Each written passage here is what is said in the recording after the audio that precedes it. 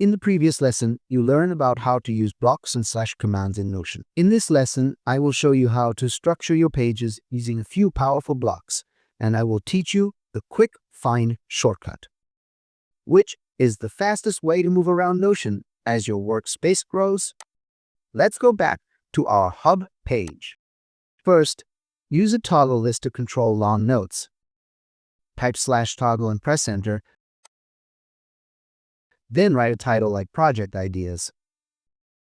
Click the small triangle to open it and type your details inside.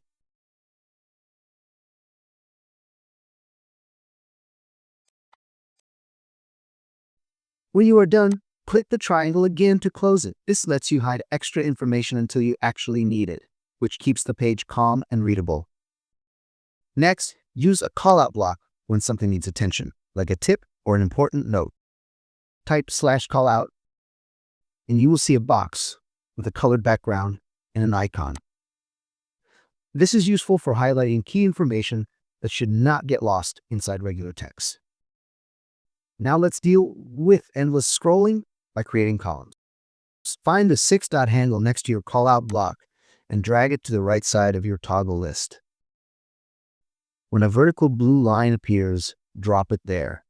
You now have 2 blocks sitting side by side. This small change can instantly make your dashboard look more balanced and professional. As your workspace grows, the sidebar can slow you down, so it is time to search instead of scrolling. Press Command P on a Mac or Control P on Windows to open Quick Find. Start typing a keyword like goals and watch the results update in real time.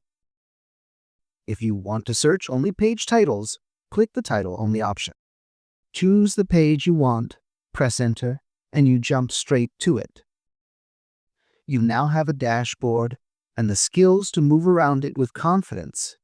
Try using these tools on one of your own pages and notice how much cleaner it feels. In the next video, we will build your first practical tool, a simple to-do list, and we will do it the easy way without complex databases, so you can start tracking tasks in just a few minutes. If you find this video helpful, please like it and subscribe to my channel. Also comment, what problem do you want me to solve in the next videos? Take care and bye.